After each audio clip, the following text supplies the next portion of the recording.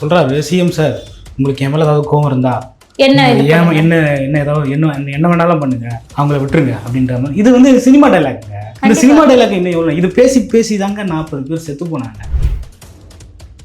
ஒரு தற்குறித்தனமா ஒரு தலைவரே இப்படி பேசுறாரு. அது ஆதங்கமான வார்த்தையா இருக்கலாம், இது ஆக்ரோஷமான வார்த்தையா இருக்கலாம், தப்பான வார்த்தையா கூட இருக்கலாம். ஒரு அரசியல் தலைவரே சாவு வீட்டில் போயிட்டு நீங்க அரசியல் பேசுறீங்கன்னா அது ஆளுங்கட்சி பண்ணும், பாரம்பரிய அரசியல்வாதிகள் பண்ணுவாங்க. உங்களுக்கு எங்கெங்க போச்சு புத்தி? கரூர் நீதிமன்றம் கேட்டிருக்கு. பரத்குமார், நீதிபதி பரத்குமார் கேள்வி எழுப்பியிருக்காரு. ஒவ்வொரு விஷயத்திலையும் அவங்க 10,000 பேர் தான் வருவாங்கன்னு சொல்றாங்க. நீங்க ஏன் 10,000 பேர் தான் வருவாங்கன்னு நினைக்கிறீங்க? கூடுதலா வருவாங்கன்னு நீங்க எதிர்பார்க்கல. விஜய் ஒன்றும் எடப்பாடி பழனிசாமி மாதிரி அரசியல்வாதி கிடையாது, அவர் சினிமாக்காரர். அவரை பார்க்க கூட்டங்கள் அதிகமா வரும்னு உங்களுக்கு தெரியாதா? முத கேள்வி.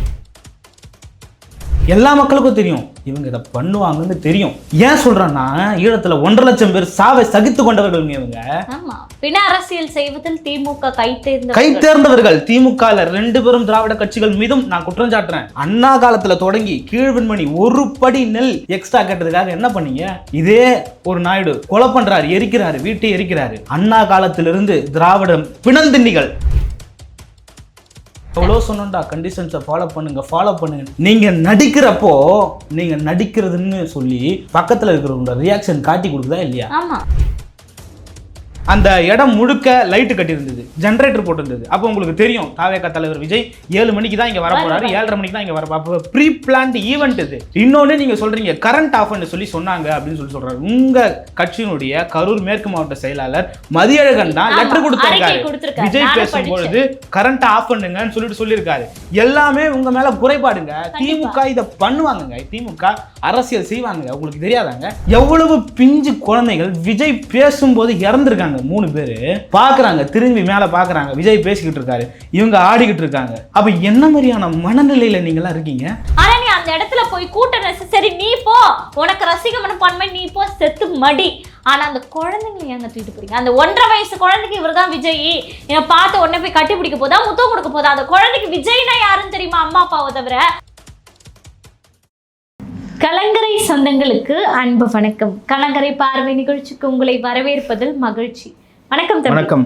நலமா இருக்கீங்களா? நல்லா இருக்கேன். நீங்க நல்லா இருக்கீங்களா? நலமா இருக்கும். இருந்தாலும் தமிழகமே இப்போ வந்து பாத்தீங்கன்னா கண்ணீரில் மூழ்கி கொண்டிருக்கிறது அப்படின்னு சொல்லக்கூடிய வகையில 41 பேரின் மரணம் வந்து ஒவ்வொரு தனி மனிதனையும் வந்து பாத்தீங்கன்னா மன ரீதியாக தாக்கி இருக்கு அப்படின்னே சொல்லலாம்.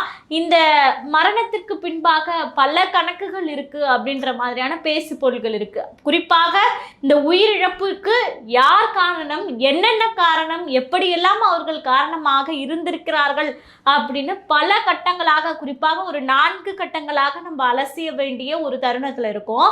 ஆகவே இந்த ஒரு காணொளியை பார்த்தால் எதற்காக இந்த மரணம் நடந்தது, இதனுடைய பின்னணி என்ன, அரசியல் கணக்குகள் என்ன அப்படின்றத முழுமையாக நம்ம புரிஞ்சுக்க முடியும் அப்படின்ற ஒரு நம்பிக்கை இருக்கு. ஆகவே அதை பற்றி நம்ம பேசலாம்னு நினைக்கிறேன். அதான் நீங்கள் இந்த கரூர் சம்பவத்தை எடுத்துட்டிங்கன்னா அது கிட்டத்தட்ட நடந்து முடிஞ்சிருச்சு. 41 பேர் வந்து இறந்துட்டாங்க. ஆனால் இதில் நீங்கள் யாரெல்லாம் காரணம்னு வரப்போ சம்மந்தப்பட்ட 3 பேருமே இதில் காரணமானவர்களாக இருக்காங்க. அதாவது அரசின் குறைபாடும் இருக்குது, தாவேகா தரப்புல இருந்து ஒரு குறைபாடு இருக்குது, மக்கள் தரப்புலையும் குறைபாடு இருக்குன்னு சொல்கிறாங்க. முதல்ல அரசின் குறைபாடை நம்ம வந்து சுட்டி காட்டிடுவோம். ஏன்னா இப்போ தாவேகா தொடர்ந்து எல்லா இடத்துலையும் சுற்றுப்பயணம் போயிட்டு வராங்க, கூட்டங்கள் நடத்தி வராங்க. அந்த கூட்டங்களுக்கு இவங்க அனுமதி கொடுக்கறதும் கொடுக்காததும் இங்கே பல கட்டத்தில் நடந்துகிட்ருக்கு. அதுக்கப்புறம் கோர்ட்டுக்கு போய் ஒரு தடவை வாங்கிட்டு வந்தாங்க. லாஸ்ட்டாக போன நாமக்கலுக்கு கோர்ட்டுக்கு போய் தான் வாங்கினாங்க. இங்கே நாமக்கலுக்கும் கரூருக்கும் வந்து இவங்களே தமிழ்நாடு அரசே கொடுத்துருச்சு. அப்போது இவங்க எல்லாருமே என்ன நினைக்கிறாங்கன்னா, இந்த மாதிரி ஒரு விஷயம், ஒரு சம்பவம் நடக்க போகுது அப்படின்றது எல்லாருக்குமே தெரியுது. ஏன் அவங்களுக்கெல்லாம் தெரியுது அப்படின்னா, மாநாடு, விக்கிரவாண்டி மாநாடு, அந்த மாநாடுலேயே 5 பேர் இறந்து போகிறாங்க. அப்போது அந்த மாநாடு திடல், பெரிய திடல், அந்த திடல்லையே இத்தனைக்கும் ஓப்பன் ஸ்பேஸ் உங்களுக்கு, அந்த திடல்லையே 5 பேர் இறந்து போயிட்டாங்க. அதுக்கப்புறம் மதுரை மாநாடு 3 பேர் இறந்து போனாங்க. 2 பேர் உள்ள, ஒரு வெளியே ஆக்சிடெண்ட்டில் இறந்து போனாங்க. அப்போது தொடர்ந்து நடந்துட்டுருக்கு. திருச்சியில் சுற்றுப்பயணம், பல பெண்கள் மயக்கம் போட்டு விழுந்தாங்க. ஏன் அன்னைக்கு கரூரில் அன்னைக்கு காலையில் நடந்த நாமக்கல் கூட்டத்தில் பெண்கள் மயக்கம் போட்டு விழுந்தாங்க. பலர் பிறகுதான் இந்த விஷயங்கள் வெளியே வருது. பலர் வந்து மருத்துவமனையில் அனுமதிக்கப்பட்டிருந்தாங்க. ஆனால் இன்னைக்கு இந்த கரூரில் நடந்த விஷயம்ன்றது வந்து இது எல்லாத்த விட எக்ஸ்ட்ரீமாக நடந்திருக்கு அப்படின்றது தான் நம்ம பார்க்குறோம். அப்போ எல்லாருக்குமே இது தெரியுது. ஏன் நமக்கெல்லாம் கூட தெரியுது. நம்மெல்லாம் வந்து லைவில் பார்க்குறப்ப என்ன நினச்சோம், ஒரு உயிர் 2 உயிர் போகிறதுக்கான வாய்ப்பு இருக்கும்னு நினச்சோம். ஏன்னா அங்கே இருந்த கூட்டம் அப்படி, அங்கே இருந்த அலைமோதல் அப்படி, அங்கே இருந்த கூட்ட நெரிசல் அப்படி இருந்ததுனால 1ஓ 2ஓ உயிர் சேதம் ஏற்படும், பலர் மயக்கமடைவார்கள், பலர் காயங்களோடு இருப்பார்கள் நம்ம கணிச்சோம். ஆனா 41ன்றது யாருமே கணிச்சிருக்க மாட்டோம். கண்டிப்பா இதே காவல்துறையும் கணிச்சிருக்காது, விஜயும் கணிச்சிருக்க மாட்டார். யாருமே தமிழ்நாடு மக்களை எதிர்பாராத ஒரு விபத்தாக தான் நம்ம இதை பார்க்குறோம். இதில் அரசின் குறைபாடுகள் என்னென்ன அப்படின்னா, கரூர் நீதிமன்றம் கேட்டிருக்கு. பரத்குமார், நீதிபதி பரத்குமார் கேள்வி எழுப்பியிருக்கார். ஒவ்வொரு விஷயத்திலையும் அவங்க 10,000 பேர் தான் வருவாங்கன்னு சொல்கிறாங்க, நீங்கள் ஏன் 10,000 பேர் தான் வருவாங்கன்னு நினைக்கிறீங்க? கூடுதலாக வருவாங்கன்னு நீங்கள் எதிர்பார்க்கல. விஜய் ஒன்றும் எடப்பாடி பழனிசாமி மாதிரி அரசியல்வாதி கிடையாது, அவர் சினிமாக்காரர். அவரை பார்க்க கூட்டங்கள் அதிகமாக வரும்னு உங்களுக்கு தெரியாதா? முதல் கேள்வி. ரெண்டாவது, காலாண்டு விடுமுறை விட்டுருக்காங்க, மாணவர்கள் எல்லாம் எழுந்து வருவாங்கன்னு உங்களுக்கு தெரியாதா? ரெண்டாவது கேள்வி. இப்படி அடுக்கடுக்கான கேள்விகள் அரசாங்கத்தை நோக்கி கரூர் நீதிமன்றத்தினுடைய நீதிபதி பிரதீப் குமார் கேட்டுட்டு இருக்காரு. நிச்சயமா இதே தாவேகா 10,000 பேர் வருவாங்கன்னு அந்த மாவட்ட செயலாளர் எழுதி கொடுத்ததாகவே இருக்கட்டுமே, அந்த காவல்துறையினர் எப்படிப்பா இப்படி சொல்ற, மாவட்டத்துக்கு ஒரு பிரச்சாரம் தான் நீங்க பண்றீங்க, அப்ப அதுலயே எத்தனை தொகுதிகள் இருக்கு, அப்ப எல்லா மக்களும் அந்த இடத்துல கூடுவாங்க அப்படின்ற ஒரு பேசிக் சென்ஸ். சரி, தாவேகா தான் அரசியலுக்கு புதுசு, அவங்களுக்கு இல்ல, இது ஏன் காவல்துறைக்கு இல்ல அப்படின்ற ஒரு பிரதான கேள்வி இருக்கு. நான் ஏன் சொல்றேன்னா, இப்ப நீங்க இந்த காவல்துறை கிட்ட போயிட்டு 50,000 பேர் வருவாங்கன்னு கொடுத்தீங்கன்னா அனுமதி தரமாட்டாங்க. அவன் எப்பா இது குறுகியலான இடம், இந்த இடத்துல 10,000 பேர் தான் அனுமதி, நீ 10,000 போட்டு எடுத்துட்டு வா அப்படின்னு சொல்லுவான். அப்போ நம்ம என்ன பண்ணுவோம், அனுமதி நமக்கு வேணும், அதனால தாவேக்கா 10,000 போட்டு கொடுப்பாங்க. உங்களுக்கு தெரியும்ல, உளவுத்துறை வச்சுருக்கீங்கல்ல, காவல்துறை வச்சுருக்கீங்கல்ல, எத்தனை பேர் வரப்போகிறாங்கன்னு தெரியும்ல. வந்துட்டாங்கல்ல, 10,000 பேர்னு சொன்னாங்க. காலையில் 10,000 பேர் இருந்திருப்பாங்க, 12 மணிக்கு 15,000 பேர் இருந்திருப்பாங்க, 3 மணிக்கு 30,000 பேர் வந்துட்டாங்க. நீ 10,000 பேருக்கும் 500 போலீஸு, 20,000 பேருக்கும் 500 போலீஸு, 30,000 பேருக்கும் 500 போலீஸுன்னா இங்கே காவல்துறையும் உளவுத்துறையும் திட்டமிட்டு இந்த படுகொலை நடக்கட்டும், இந்த பலி நடக்கட்டும்னு சொல்லிட்டு வேடிக்கை பார்த்ததா என்ற கேள்வி இருக்கா இல்லையா? கண்டிப்பா. அப்ப இது எல்லாத்துலயும் அரசு குறைபாடா இருந்திருக்குங்க. சரிங்க, சம்பவம் நடந்துருச்சு, ஆம்புலன்ஸ் அங்க இங்கன்னு ஓடுது வருது, என்ன நடக்குதுன்னே தெரியல. ஒரு ஆம்புலன்ஸ் போய் சுத்தி சுத்தி சுத்தி சுத்தி திரும்ப வருது. இங்க செந்தில் பாலாஜி ஆட்கள் ஊடுருவிட்டாங்கன்னு பலரும் பேசுறாங்க, மறுப்பு தெரிவிக்கல இன்னும் யாருமே. நீங்கள் ஒருத்தருடைய காணொலி எடுத்து பார்க்குறப்போ செந்தில் பாலாஜி கூட இருக்கிறவங்க உட்காந்து பப்ளிக் போயிட்டு பேசுகிறாங்க, செந்தில் பாலாஜி கூட இருக்கிறவங்க உட்காந்து பல விஷயங்களை பேசிக்கிட்டு இருக்காங்க. அப்போது இங்கே ஒரு சதி நடக்குதா அப்படின்ற ஒரு கேள்வி எல்லா மனுஷனுக்குமே இயல்பாக எழுதி. நிச்சயமா இன்னைக்குங்க அப்படியே இருந்தாலும் இன்னும் அது கேள்விக்குறியாக தான் இருக்கு. ஆனா இன்னும் உறுதிப்படுத்தப்பட்ட ஆதாரங்கள் நமக்கு இன்னும் கிடைக்கல. ஆகவே இந்த நம்ம ஒரு கணிப்பாக ஒரு இதுவாக தான் நம்ம பேசிட்டு இருக்கோம். அதான் சொல்றேன், ஆதாரம் கிடைக்கல. ஆனா நீங்க இன்னைக்கு நீங்க அடுத்து ஒரு பப்ளிக் போயிட்டோ இல்லை சும்மாவோ போயிட்டு மக்கள்கிட்ட போய் கேட்டு பாருங்களேன், எல்லா மக்களும் என்ன சொல்லுவாங்க தெரியுமா? எல்லா மக்களுக்கும் தெரியும் இவங்க இதை பண்ணுவாங்கன்னு தெரியும். ஏன் சொல்றேன்னா, ஈழத்துல 1.5 லட்சம் பேர் சாவை சகித்து கொண்டவர்கள் இவங்க. ஆமா, பின்ன அரசியல் செய்வதில் திமுக கை தேர்ந்தவர்கள். திமுக 2 பேரும் திராவிட கட்சிகள் மீதும் நான் குற்றம் சாட்டுறேன். அண்ணா காலத்துல தொடங்கி கீழ்வெண்மணி ஒரு படி நெல் எக்ஸ்ட்ரா கேட்டதுக்காக என்ன பண்ணீங்க? இதே ஒரு நாயுடு கொலை பண்றாரு, எரிக்கிறாரு, வீட்டை எரிக்கிறாரு. அண்ணா காலத்திலிருந்து திராவிட பிணந்திண்ணிகள் கண்டிப்பாக சாப்பிட்டுட்டு தான் இருக்காங்க. அப்போ அதிமுக மட்டும் ஒழுக்கமா அப்படின்னு கேட்டீங்கன்னா, ஸ்டெர்லைட்ல துடிக்க 13 பேரை சுட்டு கொண்டாங்க. எடப்பாடி பழனிசாமி எழுந்து நான் டிவியில தான் பார்த்தேன்னு சொன்னாரு. இதெல்லாம் நம்ம ஒன்றும் சொல்லலை, அவருக்கு சொன்ன ஸ்டேட்மெண்ட் இது. அப்போ திராவிட ஆட்சியில் மக்கள் சாவது இயல்பு. அவங்களுக்கு 40 பேர் ஒன்றும் பெருசு இல்லைங்க. நீங்கள் என்ன பண்ணியிருக்கணும் அப்படின்றது தான் இருக்குது. அதுக்கு பிறகு நடந்துருச்சு. அன்பில் மகேஷ் இல்ல, நான் என்ன திரும்ப மீண்டும் கேட்கக்கூடிய விஷயம், அரசியலுக்கு தாவேகா வருவது புதுசு அப்படின்னும் அவர்கள் எதிரியாக பார்ப்பது திமுகவை அப்படின்னும் போது, ஒரு முக்கிய அமைச்சரினுடைய மாவட்டம் அது அப்படின்றது விஜய்க்கு நல்லா தெரியும். 10 ரூபாய் பாட்டல்னு பாட்டெல்லாம் பாடினார்ல, அங்க எப்படிப்பட்ட நெருக்கடிகள் கொடுக்கப்படும் அப்படின்றது விஜய் அவர்களுக்கு தெரியாதா? அவங்களுடைய உளவுத்துறைக்கு தெரியாதா? புரியுது. அதுக்கு வரும். அதுக்கு முன்னாடி அன்பில் மகேஷ் சம்பவம் நடந்துருச்சு. நடந்த பிறகு கேமராவெல்லாம் பார்க்குது, இங்க பாருப்பா அப்படின்னு சொல்றாங்க. இதை நம்ம ஒன்றும் ஃபேக்கா சொல்லலை, வீடியோ ஆதாரத்தை நம்ம போடுவோம். சொல்றாரு இங்க பாருப்பான்னு சொல்லிட்டு இவர் குலுங்கி அழுகுறாரு. 2 இடத்துல அழுதுட்டாரு அந்த ஒரு வாரத்துல. ஒன்று கல்வி விழாவில் அழுதுட்டாரு, அங்க கிளஸ்டரிங் போட்டு அழுதாருன்னு நினைக்கிறேன். இங்க போடல, கண்ணில் தண்ணியே வரல, அழுதுட்டு இல்ல அழுத மாதிரி தெரியல, அப்படியே அந்த இதுவா வருத்தப்படுறாரு. ஆனா ஒரு சொட்டு தண்ணி கூட வரல. நிச்சயமா நான் பார்த்தேன். எவ்வளோ சொன்னோம்டா, கண்டிஷன்ஸை ஃபாலோ பண்ணுங்க. நீங்க நடிக்கிறதுன்னு சொல்லி பக்கத்துல இருக்கிறவங்க ரியாக்ஷன் காட்டி கொடுக்குதா இல்லையா? செந்தில் பாலாஜி எவ்வளவு வெள்ளந்தியா இன்னைக்கு உங்களை மாட்டி விட்டாரு. கண்டிப்பா அவர் முகத்தை மேல ஏன் சிரிச்சிருவோம். அப்போது இந்த சம்பவத்தெல்லாம் சுற்றி பார்க்குறப்போ முதல்வர் உடனே வராரு, துணை முதல்வர் பாகிஸ்தான் மேட்ச் பார்க்கறதுக்கு துபாய்க்கு போகிறவர் ரிட்டர்ன் வந்துட்டு திரும்ப போகிறாரு. இப்போ எல்லாத்தையும் பார்க்குறப்போ ஒரு சதியோ அப்படின்னு எல்லாருக்குமே இயல்பாக தோணுங்க. தோணலைன்னா தாங்க புதுசு. ஏன் சொல்கிறோம்னா, ஏன் தோணுதுன்னா, கள்ளக்குறிச்சி சாராய சாவு 60க்கும் மேற்பட்டோர் இறந்தாங்க. இதே முதல்வர் போகல, துணை முதல்வர் போகல, அன்பில் மகேஷ் அழுவல, செந்தில் பாலாஜி அழுவல. அப்ப என்ன தோணும் உங்களுக்கு?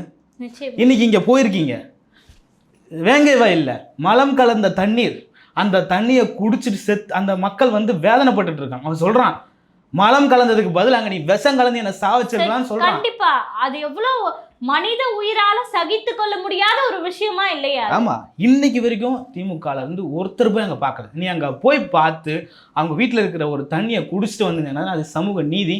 அங்க போல நீ கண்டிப்பா. அப்ப அங்க ஏன் போல? இங்க ஏன் நைட்டோட நைட்டு இரவோடு இரவு ஓடி வந்து நின்று 10 லட்சம் நிதியை அறிவிச்சிட்டீங்க? அப்ப இதெல்லாம் பார்க்குறப்போ இயல்பா அப்படிதான் தோணும். அதை நாம சுட்டி காட்டுறோம், நாம பேசுறோம், நாம ஊடகவியலாளராக இருக்கட்டும் இல்ல பத்திரிகையாளராக இருக்கட்டும் பேசுறோம். அதை பேசுனீங்கன்னா அடுத்த நாள் நீங்கள் கைது செய்யப்படுவீர்கள். நியூஸ்ல ஹெட்லைன்ஸ் எல்லாம் போடுறாங்க. நேற்று பிலிக்ஸுக்கு நடந்தது என்ன நடந்தது, நேற்று இரவோடு இரவாக என்னடா இவர் என்ன பண்ணார், நான் அவருடைய வீடியோ அப்பதான் பார்த்து முடிச்சேன். ஏன்னா இவர் ஆதாரங்களோட பேசுறாரு, இதெல்லாம் நடந்திருக்கு அதெல்லாம் நடந்திருக்கு. அப்ப அரசுக்கு எதிராக எந்த ஒரு ஆதாரமும் வெளியிடக்கூடாது. அப்ப இதுதான் கருத்து சுதந்திரமா கருத்துரிமையா அப்படின்ற கேள்வி பேசக்கூடாது. ஏன்னா இங்க நடக்கிறது அரச பயங்கரவாத ஆட்சி, காட்டாட்சி நடந்துட்டு இருக்கீங்க. இந்த ஆட்சியில அரசை எதிர்த்து யாரும் பேசக்கூடாது. விஜய் உட்பட பேசுனா 40 பேர் அங்க சாவுவாங்க. விஜயனுடைய அரசியல் வாழ்க்கையை முடிச்சு விடுவாங்க. பேசுனா ஊடகவியலாளர் இருக்கிற உங்களையும் என்னையும் அடிப்பாங்க. பேசுனா நம்ம வீட்டில் மலம் கலந்த தண்ணி எடுத்துட்டு வந்து ஊற்றுவாங்க. பேசுனா கைது பண்ணி சிறையில் வைப்பாங்க. பேசுனா நீதிமன்ற வளாகத்திலேயே வெட்டுவாங்க. நம்ம தற்காப்புக்காக ஏதாவது ஒன்று பண்ணோம்னா குண்டர் சட்டத்தில் போடுவாங்க. இந்த ஆட்சி காட்டாட்சி. அததான் நம்ம சொல்றோம். இந்த ஆட்சியில் நடந்த இவ்வளவு அநியாயங்கள் இருக்குதுங்க. இதுக்கெல்லாம் போகாத முதல்வர் அமைச்சர்கள், அழுவாத முதல்வர் அமைச்சர்கள் 40 பேர் மேல உங்களுக்கு என்ன அவ்வளவு அக்கறை? நிச்சயமா, அதுவும் தாவேகா நிர்வாகிகள். இதுல வேற முதல்வர் அவர்கள் சொன்னார் பாத்தீங்களா, இதை வைத்து யாரும் அரசியல் செய்யாதீங்க. சரிங்க, நீங்க என்னங்க செய்றீங்க? உங்க எல்லா அமைச்சரும் ஒரு மாவட்டத்துல ஓடி வராங்க, ஒரே நேரத்துல எல்லாருமே கூடுறீங்கன்னா அப்ப திமுக அரசியல் செய்யலன்னு நீங்க சொல்றீங்களா? இதை மக்கள் நம்புவாங்களா அப்படின்ற ஒரு மிகப்பெரிய கேள்வி இருக்குல்ல. எல்லா அரசு பயணங்கள் எல்லாத்தையுமே ரத்து செய்யற அப்படின்றீங்க. அவ்வளவு முக்கியத்துவம் நீங்க தாவேகா கட்சியில உயிரிழந்தவர்களுக்கு. இந்த இடத்துல என்னன்னா மனிதம் பேசுகிறதா, எல்லாரும் மனிதம் அன்போடு. இங்க தமிழ் மக்களா ஆயிட்டாங்க, யாரும் திராவிட மக்கள் கிடையாது. தமிழ் மக்கள் வந்து உயிரிழப்புக்கு எல்லாருமே வந்து அதாவது ஒரு மனிதாபிமானத்தோடு செயல்படணும். யாரும் வந்து இந்த மாதிரி விமர்சித்து வீடியோக்கள் போடாதீங்கன்னு சொல்லிட்டு முதல்வர் வந்து வேண்டுகோள் விடுக்கிறது எந்த மாதிரி ஒரு விஷயமாக இருக்கு? ஏன்னா நீங்க நடந்த விஷயத்துல அங்க என்ன நடந்தது தவறு அப்படின்னு 4 பேர் பேச ஆரம்பிச்சா அது நமக்கு பேக் ஃபயரா ஆயிடும் நீங்க பயப்படுறீங்களா? இல்ல இது நீங்க பண்ணது எல்லாம் விஜய்க்கு வந்து பிளஸ் ஆக மாறி நாளைக்கு அவர் ஜெயிச்சிருவாரோன்னு நீங்க பயப்படுறீங்களா அப்படின்னு பல கேள்விகள் இந்த இடத்துல எழுது. இல்ல அதுதான் சொல்றேன். இப்போ இங்க மட்டும் நடக்கலைங்க இந்த கூட்ட நெரிசல்றது. நீங்க நடத்தின உங்க பொறுப்புல நடத்தின இந்த ஏர் ஷோ, அந்த இடத்துல ஒரு 5 பேர் செத்து போனாங்க. அன்னைக்கு போலயே முதல்வர். அதுக்கு விஜய் காரணமா? அன்னைக்கு யார் காரணம்? இதே அந்த ஏர் ஷோவை நடத்தின அமைச்சர் பெருமக்கள், அந்த ஏர் ஷோவை நடத்தின தமிழ்நாட்டின் தலைமை தானே காரணம். கண்டிப்பா. அன்னைக்கு நாங்க அதை வச்சு அரசியல் செஞ்சோமா? எல்லாரும் பேசணும். 1000 பேர் கூடுனா அப்படிதான் நடக்கும்னு எல்லாரும் பேசணும். அதே நீங்க திமுகவின் சார்ந்த ஊடகவியலாளர்கள் எல்லாரும் அப்படிதான் பேசுனீங்க. எல்லாரையும் பிஜேபி கைது பண்ணி உள்ள போட்டுருச்சா? அப்ப அந்த கேள்வியெல்லாம் எழுந்துகிட்டே இருக்கு. அப்போ இதெல்லாம் பாக்குறப்போ நீங்க பேசுறவங்கள வாயை முடக்குறீங்க, வேற ஏதாவது வீடியோ போட்டா அவனை முடக்குறீங்க. இதெல்லாம் பாக்குறப்போ உண்மையிலேயே ஏதாவது சதி நடந்திருக்குமோன்னு தோணுது. அவங்க தரப்புல இருந்து பேசுறாங்கல்ல, பொதுமக்கள் பேசுறாங்கல்ல, 1000 பேர் கத்தியோட ஊடுருவினாங்க, 1000 பேருக்கு. ஏங்க அதிமுக சார்ந்த ஒருத்தர் பேசுறாருங்க, நீங்க தாவேக்கால இருக்கிற ஒருத்தரை கைது பண்றீங்க. அதிமுகவினுடைய ஐடி விங் செக்ரட்டரி ஒருத்தர் பேசுறாரு. நான் அவர் பேர் கூட நான் அப்புறமா சொல்றேன். அவர் சொல்றாரு, செந்தில் பாலாஜியோட ஆட்கள் ஊடுருவி இருந்தாங்க, விஜய் 10 ரூபா பாலாஜி என்று பாட்டு பாடும்பொழுது செருப்பு எடுத்து வீசினாங்கன்னு சொல்றாங்க. உங்களால முடிஞ்சா தில்லு இருந்த அதிமுக எனக்கு தெரிஞ்சு 4-5 பெண்கள் பேட்டி கொடுத்துருந்தாங்க. அண்ணன் நான் கண்ணால பார்த்தேன் அண்ணன், அதாவது பத்திரிகையாளர்கள் கிட்ட கொடுக்குறாங்க மைக் கொடுக்கும்போது, அண்ணன் நான் பார்த்தேன் என் கண்ணால, சின்ன கத்தி வச்சு கிடிக்கிறாங்க அண்ணன் ட்ரெஸ்ஸில். என்ன இவங்க என்ன இந்த பசங்களை பண்ணிட்டு இருக்காங்க, என்ன பண்ணாங்க அப்படின்னு நாங்க சுதாரிக்கிறதுக்குள்ளேயே இங்க ஒரு மிகப்பெரிய கலவரம் மாதிரி தள்ளுமுள்ளு ஏற்பட்டு என்ன நடந்ததுன்னே எங்களால கணிக்க முடியல அப்படின்ற ஒரு பிரதான குற்றச்சாட்டை அங்கு பயணித்து அந்த பெண்கள் வந்து இளம் பெண்கள் பதிவிடுறாங்க. அப்ப அவங்களை தூக்கி உள்ள போட்டுடலாமா? எப்படி நீ உண்மையை சொல்லுவ அப்படின்னு சொல்லிட்டு. அடுத்து பாருங்க, போஸ்ட்மார்டம் 40 பேர் மருத்துவர்கள்லாம் அறிவிச்சிட்டாங்க, 29 பேர் வர வழியிலே இறந்துட்டாங்க. அதுக்கப்புறம் தான் இது நடக்குதுன்னு சொல்றாங்க. போஸ்ட்மார்டம் பண்றாங்க. இது வரைக்கும் மருத்துவ வரலாற்றில் எனக்கு தெரிஞ்சு நடந்ததில்லை. யாராவது நம்ம ஊர்ல இறந்துட்டாங்கன்னா கூட, கொலை நடந்துச்சுன்னா கூட, அதை இரவுல கொண்டு போயிட்டோம்னா காலையில 10 மணி வரைக்கும் உறவினர்கள்லாம் அந்த மருத்துவமனையில காத்திருக்கணும். ஏன் காத்திருக்கணும்னா போஸ்ட்மார்டம் பண்ணணும். 10 மணிக்கு தான் போஸ்ட்மார்டமோட அந்த இது ஓப்பன் ஆகும். அதுக்கப்புறம் உட்காந்து போஸ்ட்மார்டம் பண்ணி அதை தைச்சி கொடுக்கறதுக்கு நமக்கு 3 நாள் ஆகும். ஏன்னா நைட்டு வந்த பாடியெல்லாம் வெயிட்டிங்ல இருக்கும், ஒரு பாடியா அனுப்புவாங்க. ஆனா முதல்வர் வந்த பிறகு கரூரில் இரவோடு இரவாக போஸ்ட்மார்டம் புனங்கள் செய்யப்பட்டது. ஏன் இரவோடு இரவாக செஞ்சீங்கன்னு கேட்டா அதுக்கு ஒரு ஆக்டை தூக்கிட்டு வராங்க. 2015 அந்த சட்டத்தை நாங்க நிறைவேற்றிட்டீங்க. இது வரைக்கும் அமல்படுத்தப்பட்டிருந்ததா? ஏன் இப்போ மட்டும் செய்றீங்க? இதுக்கு முன்னாடி என்னைக்காவது செஞ்சிருக்கீங்களா? அதுக்கான ஆதாரத்தை திமுகவோ இல்லை இந்த அரசாங்கமோ கொடுக்குமா? சரி, இதை கேள்வி கேட்க வேண்டியது பிரதானமா யாருன்னு நினைக்கிறீங்க நீங்க? தாவேகாவில் இருக்கக்கூடிய வழக்கறிஞர்கள் எத்தனை பேர் இருக்காங்க? ஏன் ஒருத்தர் கூட அந்த ஸ்பாட்டுக்கு நீங்க போல? அங்க உடனடியாக உயிரிழந்தவர்களுக்கு வந்து பாத்தீங்கன்னா போஸ்ட்மார்டம் பண்ணிட்டு இருக்காங்கன்னா தாவேகா வழக்கறிஞர்கள் ஒன்று திரண்டு அந்த ஸ்பாட்டுக்கு ஏன் போல? நீங்க அந்த இடத்துல ப்ரொட்டஸ்ட் பண்ணி யாருமே இப்ப பண்ணாதீங்க, ஏன்னா வழக்கு நாங்க பதிய போறோம், எதுக்கு அவசரமா பண்றீங்க அப்படின்னு சொல்லி நீங்க 10 பேர் உட்காந்தீங்கன்னா உங்க பின்னாடி மக்கள் ஒரு 10 பேர் கூடுவாங்களா? கூட மாட்டாங்களா அந்த இடத்துல? அப்போ அந்த இடத்துல போஸ்ட்மார்டம் நடந்திருக்குமா? அப்போ இங்க இருக்கக்கூடிய வழக்கறிஞர்கள்லாம் ஏன் ஓடி போய் ஒளிஞ்சிங்க? மக்கள் உங்களை தாக்கிடுவாங்கன்னு பயப்படுறீங்களா? அந்த இடத்துல வந்து எங்க நம்ம போனோம் அப்படின்னா இந்த உயிரிழந்த குடும்பத்துல நம்ம மேல அவசியமா பாஞ்சிருவாங்களோன்னு பயப்படுறீங்களா? அப்ப நீங்க மக்களுக்காக போராட வரலையா அப்படின்ற பல கேள்விகளும் இந்த இடத்துல எழுது. அதான் சொல்றேன், தாவேகா இந்த விஷயத்துல அது வந்து ரொம்ப தவறான முடிவை அவங்க எடுத்திருக்காங்க. தாவேகா இப்படி ஒரு முடிவை எடுக்கிறாங்கன்னா அதுக்கு பின்னாடி அரசியலுக்கு புதுசு பல விஷயங்களை நம்ம சொல்லலாம். ஆனால் தாவேகா தரப்பில் இருக்கக்கூடிய குற்றங்கள் என்னென்னு பார்த்தீங்கன்னா, இது வந்து ஒரு ப்ரீ பிளான்டு ஈவெண்ட். அதாவது இவர்கள் திட்டமிட்டே தாமதமாக வந்தார்கள். அரசியல் பலத்தை காட்டணும்னு வராங்க. ஏன் அப்படி நாங்கள் திட்டமிட்டு சொல்றோம்னா, இவங்க கொடுத்த அறிக்கையில 8:30க்கு நாமக்கல், 12 மணிக்கு கரூர் போட்டிருக்காங்க. 12 மணிக்கு தாவேகா தலைவர் விஜய் அவர்கள் கரூருக்கு வருவார் அப்படின்னு அவங்க உறுதி கொடுத்துருக்காங்கல்ல. அவங்க பிளான் பண்ணது வேற, அவங்க பிளான் பண்ணது இந்த டைம் தான். எப்படி நம்ம உறுதியா சொல்றோம்னா, அந்த இடம் முழுக்க லைட்டு கட்டியிருந்தது, ஜென்ரேட்டர் போட்டிருந்தது. அப்போ உங்களுக்கு தெரியும் தாவேகா தலைவர் விஜய் 7 மணிக்கு தான் இங்கே வரப்போறாரு, 7:30 மணிக்கு தான் இங்கே வரப்போ. அப்போ ப்ரீ பிளான்டு ஈவெண்ட் இது. நீங்கள் திட்டமிட்டே இதை செய்கிறீங்க. இன்னொன்று நீங்கள் சொல்கிறீங்க கரண்ட் ஆஃப்னு சொல்லி சொன்னாங்க அப்படின்னு சொல்கிறாரு. உங்கள் கட்சியினுடைய கரூர் மேற்கு மாவட்ட செயலாளர் மதியழகன் தான் லெட்டர் கொடுத்திருக்காரு. விஜய் பேசும்பொழுது கரண்ட் ஆஃப் பண்ணுங்கன்னு சொல்லியிருக்காரு. எல்லாமே உங்கள் மேலே குறைபாடுங்க. திமுக இதை பண்ணுவாங்கங்க, திமுக அரசியல் செய்வாங்க, உங்களுக்கு தெரியாதாங்க? நீங்க எப்படிங்க இதை அலோவ் பண்றீங்க? கண்டிப்பா எவ்வளவு பிஞ்சு குழந்தைகள் விஜய் பேசும்போது இறந்துருக்காங்க. 3 பேர் பார்க்குறாங்க, திரும்பி மேலே பார்க்குறாங்க, விஜய் பேசிக்கிட்டு இருக்காரு, இவங்க ஆடிக்கிட்டு இருக்காங்க. அப்போ என்ன மாதிரியான மனநிலையில் நீங்களாம் இருக்கீங்க?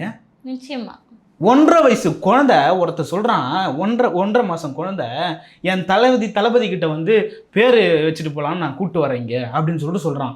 எப்படி இங்கேருந்து பஸ்ஸில் தூக்கி போட்டு பேர் சொல்லுவாரான்னு எனக்கு தெரியல. அவங்களோட பசங்க இருக்காங்கல்ல, ஒரு பொண்ணு ஆஸ்திரேலியாவில் இருக்குது, இன்னொருத்தர் இங்கே வந்து படம் பிடிச்சிட்டு இருக்காரு. அவங்கெல்லாம் வந்து உங்ககிட்ட வந்து உங்கள் அப்பா கிட்ட வந்து நான் பேருக்கு வாங்க போகிறேன் அப்படின்னு சொல்லிட்டு வராங்களா?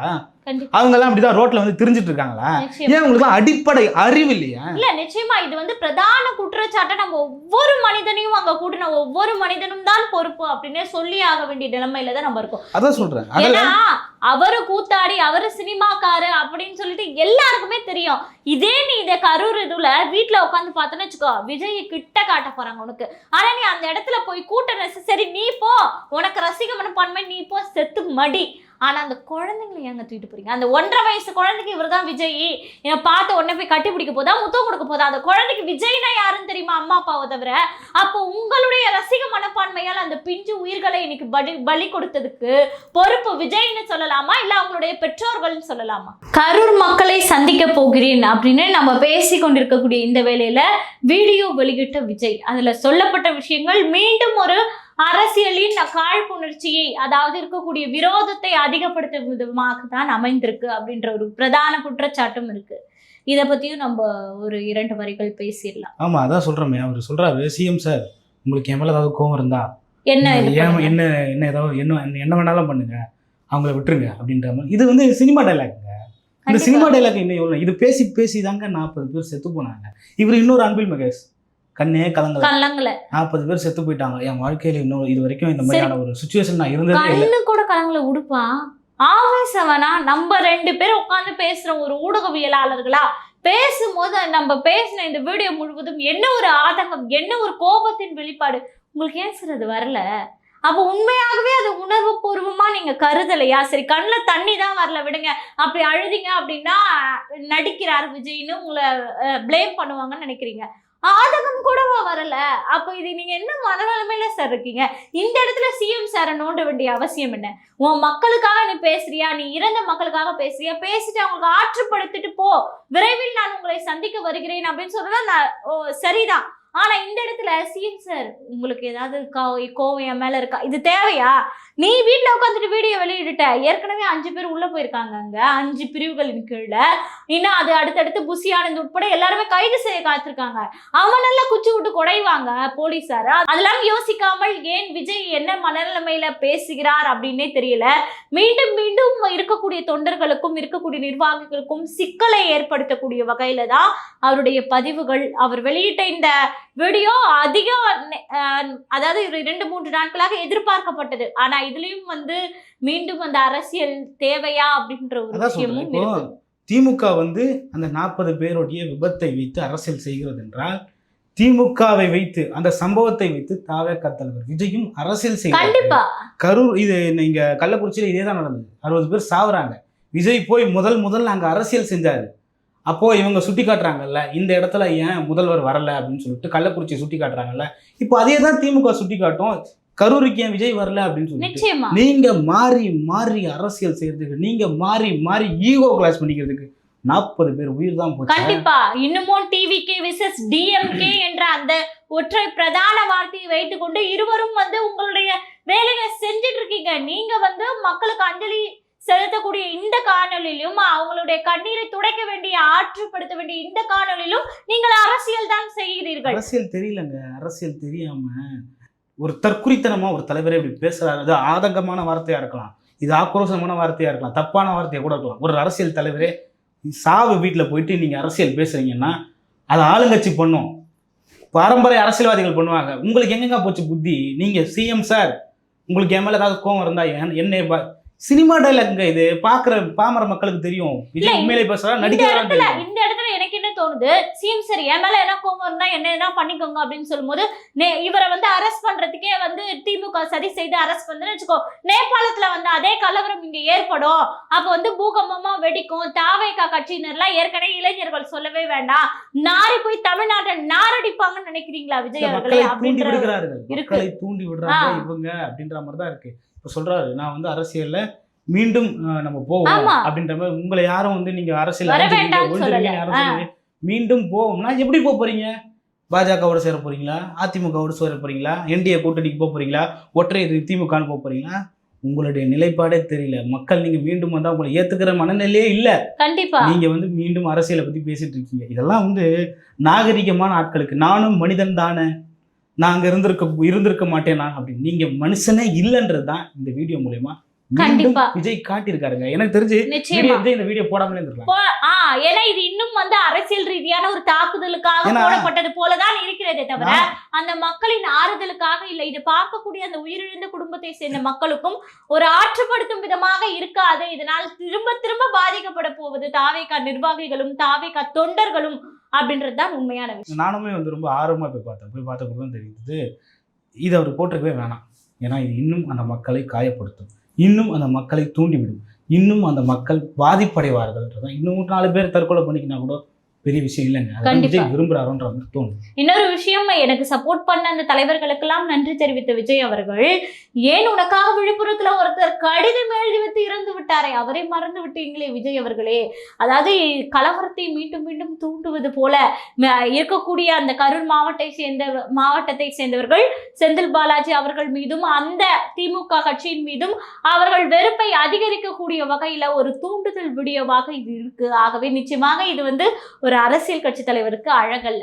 இது விஜய் தரப்புல நம்ம சொன்னோம்னு வச்சுக்கோங்களேன், அவங்க எல்லாரும் விஜய் அறிக்கை கொடுத்துட்டாருங்க. குழந்தை வரக்கூடாதுன்னு அறிக்கை கொடுத்துட்டாரு, பைக்கில் கூடிய வராதிங்கன்னு அறிக்கை கொடுத்துட்டாரு, காம்பவுண்ட் மேலே ஏறாதீங்கன்னு அறிக்கை கொடுத்துட்டாரு, மரத்து மேலே ஏறாதீங்கன்னு அறிக்கை கொடுத்துட்டாரு. அந்த அறிக்கையை எவெல்லாம் உட்காந்துட்டு ஜெராக்ஸ் அனுப்புனீங்களா வீட்டுக்கு? ஒவ்வொரு ரசிகர் மன்ற தலைவருக்கும் ஜெராக்ஸ் அனுப்புனீங்களா? யாருங்க உங்கள் ட்விட்டரை பாப்பா? யார் உங்கள் ட்விட்டரை படிப்பா? வீடியோ வெளியிட்டிருக்கணுங்க. இல்லையா போன மேடையில் பேசுகிறப்போ நீங்கள் சொல்லியிருக்கணுங்க.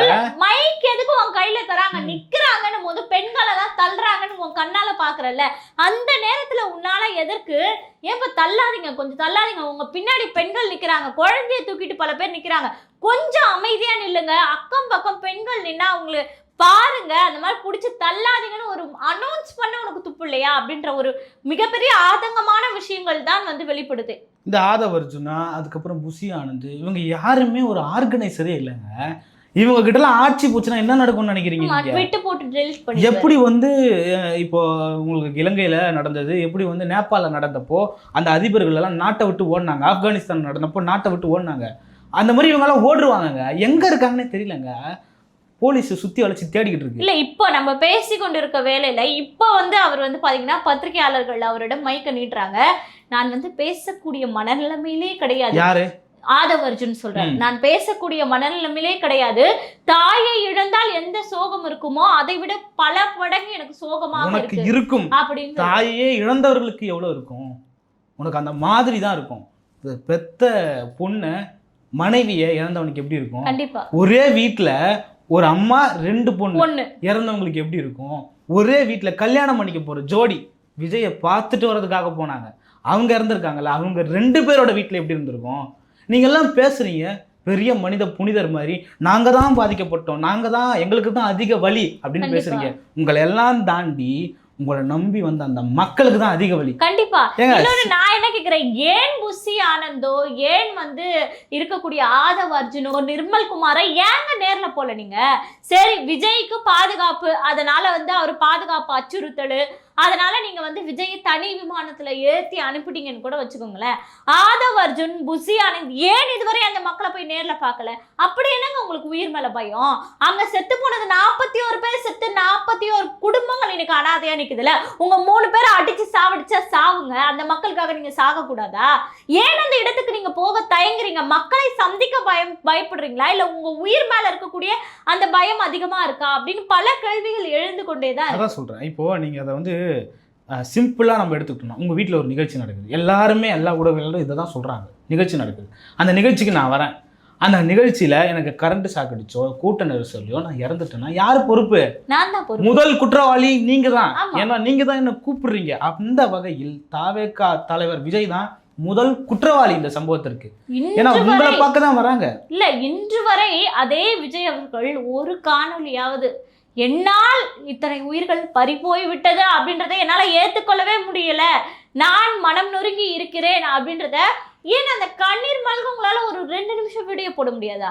அறிக்கை யாருங்க வேணா, நான் கூட தான் எழுதுவேன். அறிக்கை எழுதி நீ எழுதுனியா, யாரோ எழுதி கொடுத்த அறிக்கை தான், அந்த சைன் கூட நீ போட்டிருக்க மாட்டேன். உன் பேஜில் அப்லோட் பண்ணுறத கூட வேற ஒருத்தர் தான் அப்லோட் பண்ண போறாங்க.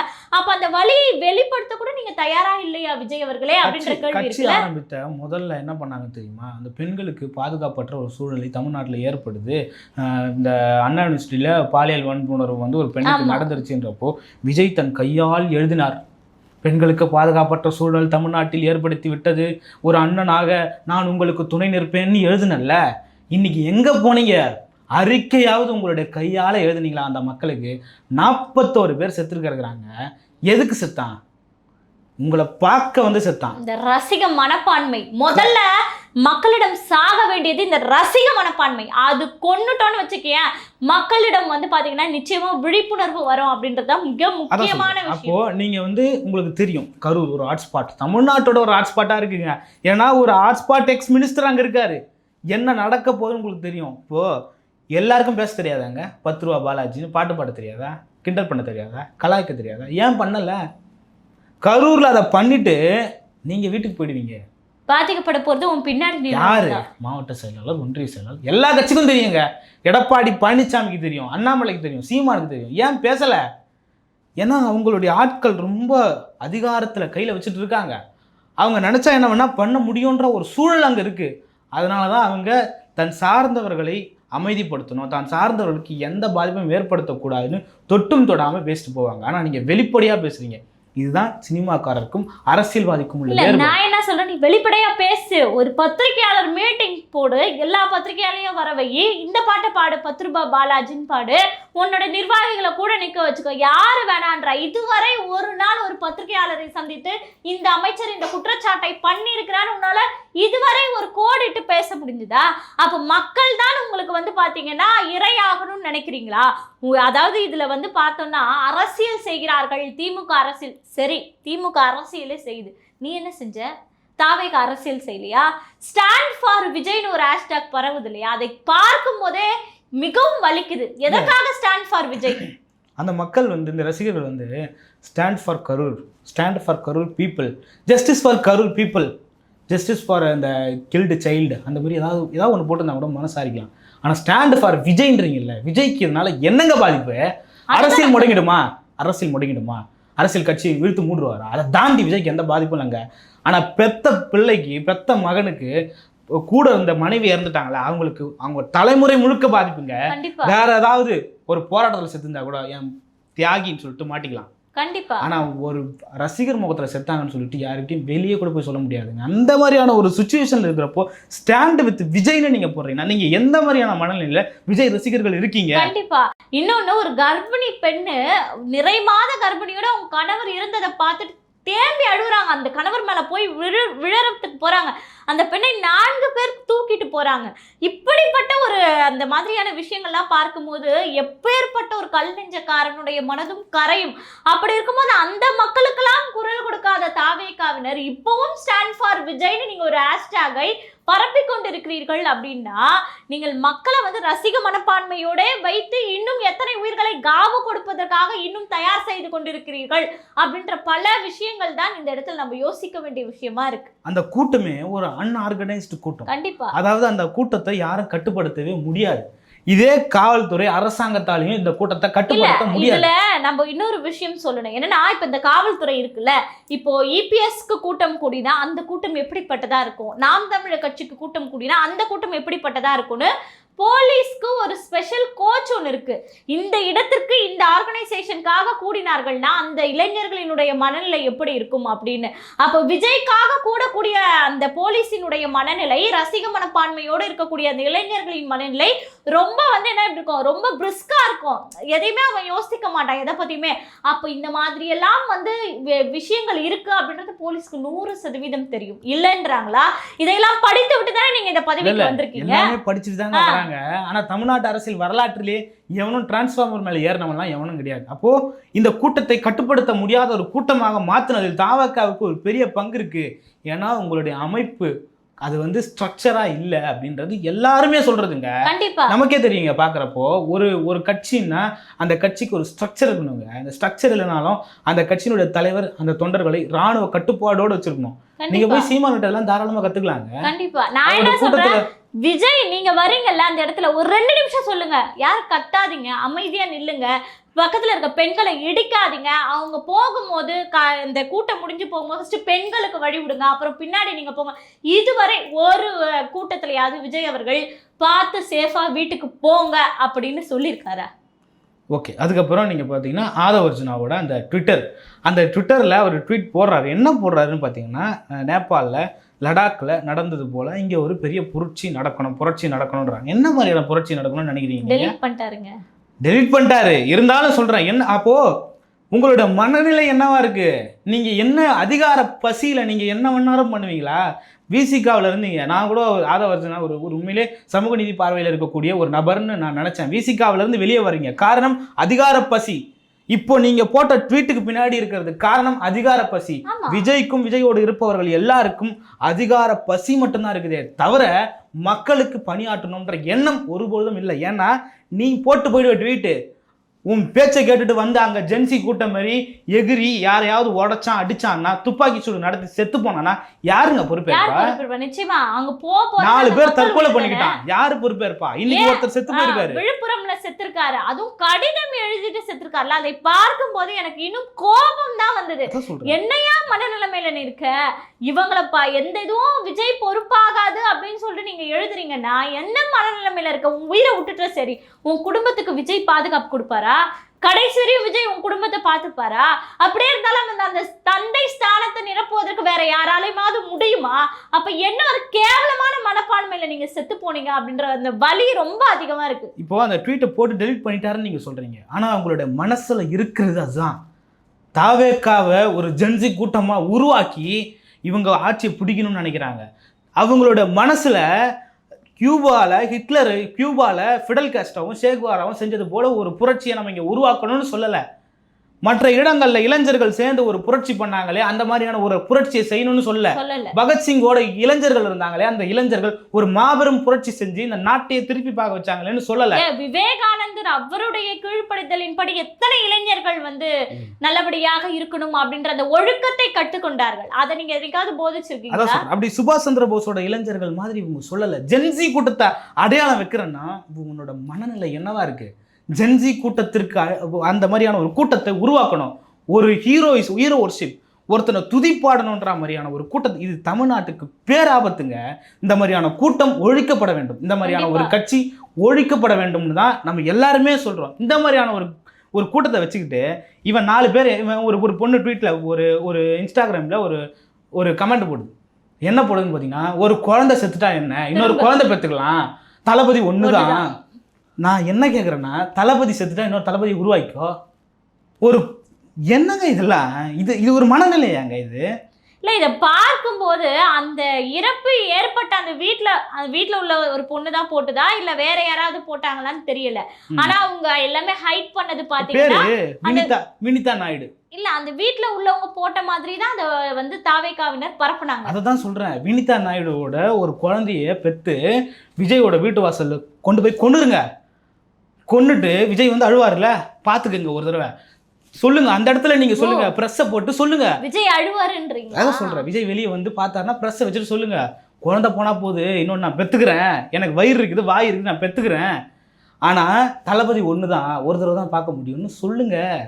நீங்க யாரு, விஜய் யாரு, உங்க கூட்டம் என்ன மாதிரியான கூட்டம்னு மக்கள் புரிஞ்சுக்கிட்டோம். இல்லை, கண்டிப்பாக. இன்னொன்று, தமிழ் மக்கள் மிகவும் அறிவார்ந்த சமூகத்தை சேர்ந்தவர்கள் அப்படின்னு நம்ம பெருமையாக இருக்கக்கூடிய இந்த தருணத்தில் தான் இப்படிப்பட்ட தமிழ் மக்கள் வந்து ஒரு ரசிக மனப்பான்மையோடு ஒரு நடிகன் பின்னாடி போய் தன்னுடைய குடும்பத்தை யோசிக்காமல், உயிரிழந்தவர்களை பற்றி யோசிக்காமல், விஜய்க்கு இன்னுமே முக்கியத்துவம் கொடுத்து அவரை ஆட்சிக்கு கொண்டு வரணும்னு துடிக்கிறாங்களே அப்படின்னு நினைக்கும் போது ரொம்ப வயிற்றெரிச்சலாக இருக்கு. நிச்சயமாக நீங்க சொல்வது போல இதெல்லாம் ஒழிக்கப்பட வேண்டிய விஷயம்தான். ஏன்னா வந்து இப்ப தாவேகா இவர் வந்து ஆட்சி பண்ணாதான் இப்ப மக்கள் சுபிஷமா வாழ்ந்துருவாங்களா?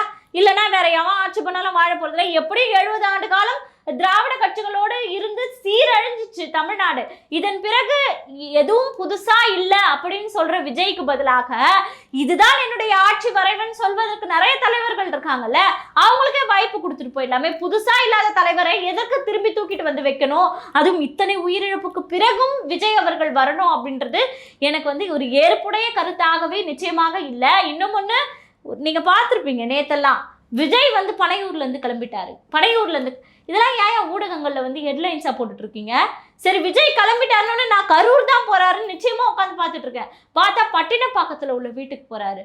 2 நாட்களுக்கு பிறகு விஜய் வெளியே வந்தார். இதெல்லாம் ஊடகங்கள் எதுக்கு தலைப்பு செய்தியா போடுறீங்க? இதெல்லாம் ஒரு நாட்டு நடப்புக்கு ரொம்ப முக்கியமா? விஜய் அவர்கள் அங்க மக்களை சந்தித்தால் அதை நீ ஒளிபரப்பு. ஆனா விஜய் வீட்டு வாசல்ல வராரு, பாத்ரூம்குள்ள போறாரு, இதெல்லாம் ஏன் ஹெட்லைன்ஸா போடுறீங்க? அப்ப மக்களை நீங்க ஊடகங்கள் கூட பாத்தீங்கன்னா மக்களை வைபா வச்சுக்கணும்னு. அதே மாதிரி நீங்க பாத்தீங்கன்னா கரூரில் அந்த இடமே வந்து கதி கலங்கியது.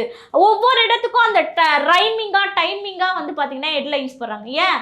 அங்க இருக்கக்கூடிய மக்களை வைப்படுத்துறாங்க. இன்னொன்னு, அந்த கூட்டத்துல போடப்படும் பாடல்கள், விஜயனுடைய பாடல்கள், அங்க இருக்கவங்க கத்துறான், டான்ஸ் ஆடுறான், ஆடி ஆடி ஆடி ஆடி 8 மணி நேரம் 10 மணி நேரம் 12 மணி நேரம் ஆடி சோர்வடைஞ்சு செத்து போயிடுறான். இதுதான் அங்க நடக்குது. இதெல்லாம் யாருக்குமே தெரியாதா? அப்ப நீங்க ஊடகங்களும் இதற்கு துணை போகுதா அப்படின்ற ஒரு மிகப்பெரிய கேள்வியும் தான் இதன் பின்னாடி இருக்கு. ஒண்ணு மட்டும் சொல்லிடுறேன், முழுசா கேட்டிருக்கேங்க. தமிழர் என்று சொல்லடா, தலை நிமிர்ந்து நில்லடான்னு சொன்னோம். எதுக்கு தெரியுமா? மொழிப்போர்ல தாளமுத்து நடராசன் உட்பட தமிழ் மாணவர்கள் இந்தி எதிர்ப்புக்காக செத்து போனோம் இந்த நிலத்துல. அதே தமிழர் என்று சொல்லடா, தலை நிமிர்ந்து நில்லடான்னு சொல்லிட்டு 1.5 லட்சம் பேர் இயக்கத்தை சார்ந்தவர்கள், ஈழ மக்கள் அந்த நிலத்திற்காக, இனத்துக்காக இறந்து போனோம். அதே தமிழன் என்று சொல்லடா, தலை நிமிர்ந்து நில்லடான்னு சொல்லிட்டு இந்த நிலத்தோனுடைய வளத்தை கொள்ளையடிக்கிறான்னு ஸ்டெர்லைட்டில் 13 பேர் செத்து போனோம். அதே தமிழன் என்று சொல்லடா, தலை நிமிர்ந்து நில்லடான்னு சொல்லிட்டு நம்மளுடைய பாரம்பரிய பண்பாடான ஜல்லிக்கட்டை மீட்டெடுத்தோம். அங்கே பல பேர் காயமடைந்தாங்க. ஆனால் இன்னைக்கு தமிழ்னு சொல்லவே அருவருப்பாக இருக்குதுங்க. காரணம் என்ன தெரியுமா? 60 பேர் போன ஆண்டு சாராயம் குடிச்சு சாராய போதையில் செத்து போனான். இந்த ஆண்டு 40 பேர் திரை போதையில், திரை கவர்ச்சியில், நடிகம் பின்னாடி, கூத்தாடி பின்னாடி போய் செத்து போனான். மற்ற மாநிலங்கள், மற்ற நாடெல்லாம் நம்மளை காரி துப்போம். எந்த தமிழன் என்று சொல்லடா, தலையிலிருந்து நில்லடான்னு பேசினானோ அந்த தமிழனே சொல்ல தலைகுனிறான். காலம் வந்துருச்சு. எவ்வளவு மோசமான போக்கை நோக்கி நம்ம போயிட்டு இருக்கோம். என்ன போராட்டத்தில் இறந்தீங்க, பெருமையா பேசுறீங்க. 40 பேர் நாங்க தான் செத்தோம், 40 பேர் நாங்க தான் செத்தோம். இது மாதிரியான ஒரு கேவலம் எங்கேயா இருக்கு? ஏஐ தொழில்நுட்பம், பல தொழில்நுட்பங்கள் வளர்ந்துச்சு. பல பேர் ஐடி கம்பெனிக்கு போய் ஏங்க அங்கே செத்தவன்ல பாதி பேர் பட்டதாரிங்க. உங்களுக்கெல்லாம் ஐக்கியூ ரொம்ப கம்மியாக இருக்கா? எவ்வளோ படிச்சிருக்கீங்க? பிஹெச்டி படித்த பொண்ணுங்க, பிஎட் படித்த பசங்க எல்லாமே பட்டதாரிகள். கண்டிப்பா எல்லாமே இளைஞர் கூட்டம், படிக்கிற மக்கள், படித்த மக்கள் தான் குவிந்தது. உங்களுக்கு இருக்கக்கூடிய ஐக்கியூ குறைஞ்சிருக்கு. நீங்க சாவறது இல்லாம தமிழர்களை இழிவுபடுத்திட்டு போறீங்க. கண்டிப்பா நாங்களே அடிமைப்பட்ட சமூகமா இருக்கும். அந்த சமூகத்தை மென்மேலும் அடிமைப்படுத்த இந்த திராவிட கூட்டம் என்னென்ன செய்வினைகள் செய்ய முடியுமோ அந்த சதிகள் எல்லாம் செஞ்சுட்டு இருக்கு. அந்த சதிகளில் வலையாக போய் ஏன் மாட்டுறீங்க? நிச்சயமா அவங்க விரிச்சு வச்சிருக்கிற வலையில நீங்க ஏன் போய் விழுறீங்க? ஏன் உங்களுக்கு ஒரு தலைவனை தேர்ந்தெடுக்க தெரியாதா? நடிகர் பின்னாடி போனாதான் நாடாள முடியும்னு நீங்க ஓடுவீங்களா? ஒரு தலைவனை தேர்ந்தெடுக்கிறதுக்கு உங்களுக்குலாம் ஒண்ணுமே இல்லையா? பல நூற்றாண்டுகளா, பல ஆண்டுகளா தமிழனுடைய வரலாறு நாடு படிக்குது, உலகம் படிக்குது. தமிழன் இப்படியெல்லாம் வாழ்ந்திருக்கானு. ஆனால் அந்த தமிழன் இன்னைக்கு நடுத்தெருவில் நாக்கு தள்ளி, மூச்சு திணறி, தண்ணி இல்லாமல், சோறு இல்லாமல் ஒரு கூத்தாடியை பார்க்க போய் செத்து போகிறான்றது எவ்வளவு கேடு கட்டத்தனம், எவ்வளவு கேடு கட்டத்தனம். இந்த மாதிரியான ஒரு சூழலில் தமிழன் இருக்கிறது நாமெல்லாம் சொல்லக்கூடாது. இனிமேல் தமிழன் என்று சொல்லி பெருமை கொள்ளுன்னு சொல்லக்கூடாது, தமிழனே வெளியே சொல்லக்கூடாதுன்ற ஒரு நிலையை இந்த தாவேக கூட்டம் உருவாக்கிடுச்சு. கண்டிப்பா. அதாவது இருக்கக்கூடிய மக்கள் இன்னுமே நீங்க இதுவரை நடந்ததாகவே இருக்கட்டும், இதன் பிறகும் நாங்கள் ரசிக மனப்பான்மையோடு இன்னும் பல உயிர்களை காவு கொடுக்க காத்திருக்கிறோம் அப்படின்னு தயவு செஞ்சு புரட்சி செய்யறோம்னு எந்த ஒரு சமூக வலைதளங்கள்லையும் stand for Vijay, stand for அவங்க இவங்கன்னு தயவு செஞ்சு பரப்பாதீங்க. ஒவ்வொரு தனி மனிதனோட ஒழுக்கத்தோடு பயணிக்கணும் நிச்சயமாக அப்படின்றது. அரசியல் புரட்சி செய்யணும் இளைஞர்கள், அரசியல்ல உயிரை பலியிட வேண்டாம் அப்படின்றதுதான் உண்மையான கருத்து. ஆகவே ஒவ்வொருவரும் வீட்டில் அரசியலை போதியுங்கள், அரசியல் பழக்கங்கள், அரசியல் படுத்துங்கள் அப்படின்றதுதான் உண்மையான விஷயம். ஆகவே இது ஒவ்வொரு தனி மனிதனுடைய ஒரு கடமை அப்படின்னு மனசுல வச்சுக்கிட்டு இனிமேலாவது எங்களுடைய தமிழ் சமூகம் திருந்தி பல பேருக்கு புரட்சிகரமான ஒரு சமுதாயமாக வாழ வேண்டும் அப்படின்ற ஒரு முன்னெடுப்பை எடுத்து உங்களுடைய பயணத்தை தொடங்கணும் அப்படின்றது தான் எங்களுடைய வேண்டுகோள். நன்றி.